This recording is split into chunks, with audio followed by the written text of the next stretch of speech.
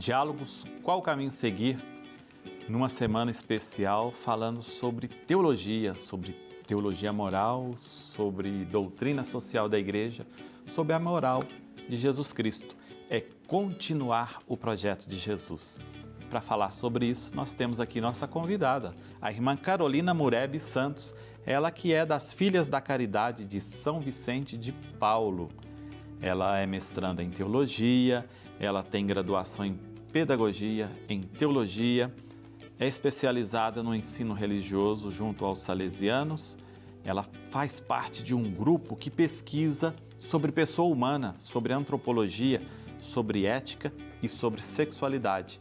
E ela está à disposição, coloca esse carisma, esse estudo que tem a serviço na formação de pessoas, de grupos de leigos, nas paróquias, em religiosos e religiosas.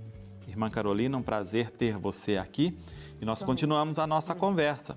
E hoje a gente queria saber sobre os princípios permanentes da doutrina social da Igreja. Olhando os princípios da doutrina social, qual é o que dá aquele destaque, aquele sabor especial a você?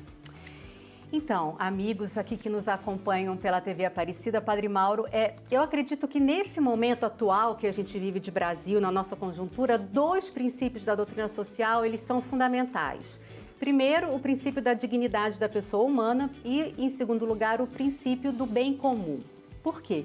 O princípio da dignidade da pessoa humana, ele vai nos dizer que toda pessoa foi criada à imagem e semelhança de Deus.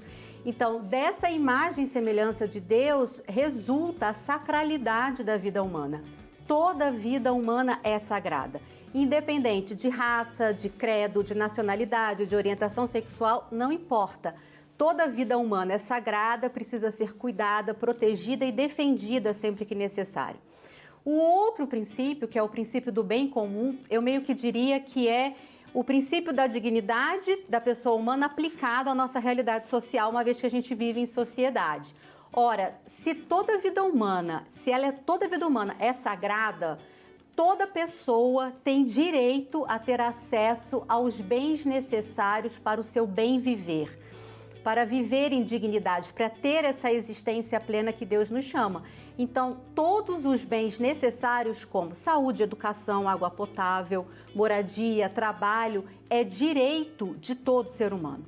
E então, nesse contexto que a gente vive hoje, em que a vida humana parece que não vale nada, porque se mata com tanta facilidade, mata-se com arma de fogo, mas também mata-se de fome, quando as pessoas não têm o que comer, mata-se de frio quando as pessoas não têm onde morar, né? Numa situação em que a gente vive, em que os acessos aos bens mais essenciais para se viver, como saúde e educação, por exemplo, sofrem atentados diários, são espoliados com cortes de verbas e tantas outras situações, me parece que nesse momento, dois princípios que a gente precisa trabalhar e resgatar no sentido de conscientização e de valorização e de luta por eles é exatamente reconhecer a sacralidade de toda a vida humana. A vida humana é sagrada demais para ser banalizada, para ser jogada fora e para ser perdida, como a gente tem visto.